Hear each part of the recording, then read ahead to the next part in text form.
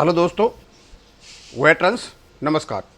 मैं आपको बताना चाहूँगा कि जो अभी 29 जुलाई को संगला साहब वाले केस की जो सुनवाई होनी है, उसमें दो प्रमुख फैक्टर वहाँ आकर के रहेंगे। एक तो ये IBA के एफिडेविट में कि there is no pension updation and regulation 1995, और दूसरा ये है कि जो फंड पोजीशन है, पेंशन फंड है, वहाँ सफिशेंट फंड नहीं है। क्यों? यही इन्होंने दिया है, जो कुछ कहानी उन्होंने गाई है। और इन दोनों के ऊपर ही मैं वीडियो बना रहा हूँ। काफ़ी दिनों तक मैंने ये कहा कि पेंशन फंड का कोई जिक्र नहीं है, ये हमारी बनाई हुआ नैरेटिव है।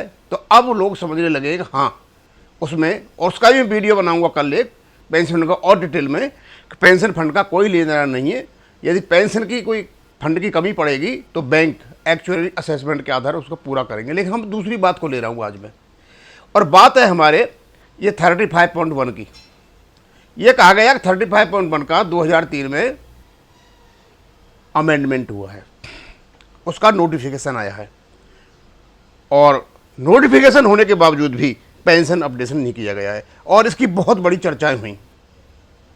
जब मैंने आज उसका वीडियो बनाया, असलियत जब सामने रखी, तो मेरे को एक कमेंटेटर हैं, वो कहते हैं sir you are giving hints going against pension updation instead of giving good leads to achieve the goal, then no use of following your channel. ये कोई हैप्पी है। हैप्पी साहब, मैं कोई हिंट नहीं दे रहा, एक असलियत में लोगों को बता रहा हूं। ये जो गलत धारणा लोगों के दिमाग में बिठाई थी कि 2003 में पेंशन अपडेशन हुआ था और बैंक पेंशन अपडेशन नहीं कर रहे हैं, उसके खिलाफ मैं बोल रहा हूं कि ऐसा कोई भी पेंशन अपडेशन या कोई भी अमेंडमेंट 2003 में नहीं हुआ था। 2003 में हाँ एक नोटिफिकेशन आया था, और उसमें पे फिक्सेशन संबंधी बातें थीं, जो 10 मंथ का एवरेज होता है, उसमें पेंशन अपडेशन का भी जिक्र है 35.1 का। और ये मैंने IOB से ले रखा है, ये rate of pension government gazette notification number 9 dated 1 मार्च, इसी का जिक्र किया जा रहा है वहाँ।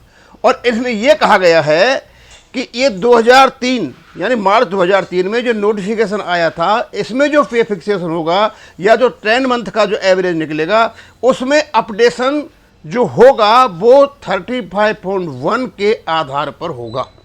यानी रेगुलेशन 35.1 1995 से पहले है, और यदि 1995 से पहले दे रखा है, वो अनेक्स्चर दे रखी है। ये जो अनेक्स्चर दे रखी है ना, ये अनेक्स्चर आपको अपडेशन नहीं होने दे रही है। यदि अनेक्स्चर यहाँ नहीं होती तो अपडेशन आपका हो जाता, केवल और केवल इस अनेक्स्चर ने रोक रखा है। और ये अनेक्स्चर आपकी 2003 में भी है। इसका मतलब सीधा सीधा ये हो गया कि आपका 2003 का जो नोटिफिकेशन है उसमें 35.1 को जिक्र कर रखा है, लेकिन लैंग्वेज उसकी वही है जो लैंग्वेज ये दे रखी है 30.1 में। यानी आपका पेंशन अपडेशन यदि होगा तो उसमें 35.1 ही फॉलो होगा अनेक्स्चर के साथ। और यदि वो फॉलो होता है तो इनडायरेक्टली वो ये कहना चाहते हैं कि 2003 के बाद भी आपकी वही स्थिति है जो पहले थी, आपका कोई भी पेंशन अपडेशन नहीं होगा।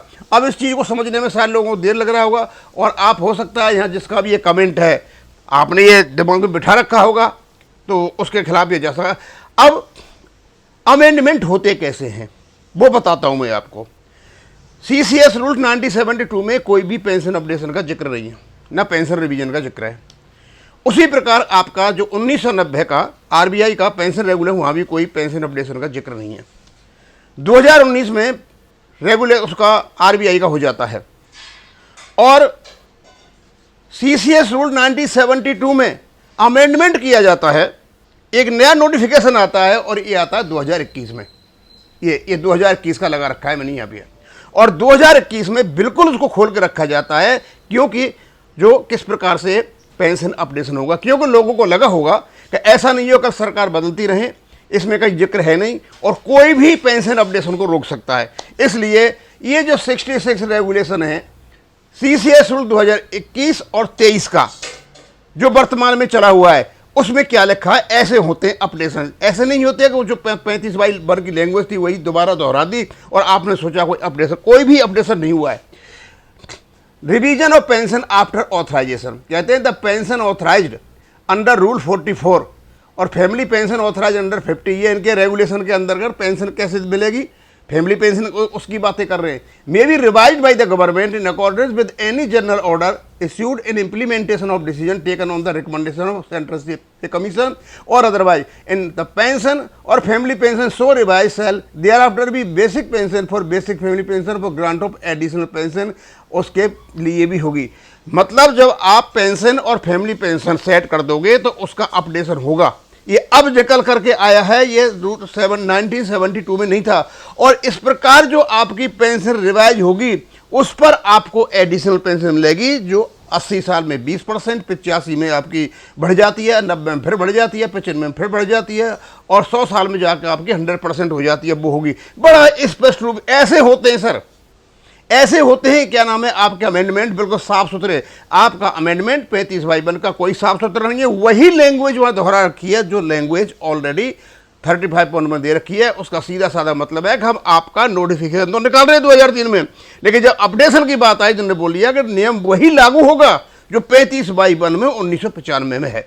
अब मैं इसको ज़्यादा नहीं खींचना चाहता, हल्का सा रखना चाहता हूँ, क्योंकि और ये यदि चीज़ माननीय सुप्रीम कोर्ट में रखी जाती है कि 2003 में कोई अपडेशन हुआ है या कोई अमेंडमेंट हुआ है तो आपका हारना निश्चित है, कोई भी आपको हार से नहीं बचा सकता। और IBA तो बहुत खुश होगा क्योंकि आप उनका ही समर्थन करोगे कि आपका कोई प्रोविजन नहीं है पेंशन अपडेशन का 1995 के बाद। पहले वालों को है, बाद वालों को नहीं है। और उससे 1995 से पहले भी आपकी अनेक्सर 1 बता दिया कि ऐसे ऐसे होना है। वो अनेक्सर 1 के साथ पढ़ो आप 35/1 को, आपको पता चल जाएगा अब क्या मिल रहा है क्या नहीं। अनेक्सर आपका 2003 में भी है अनेक्सर 1 और उसके बाद आपका इसमें 35/1 में भी है। अब यहीं ख़त्म करूँगा। थैंक यू, धन्यवाद।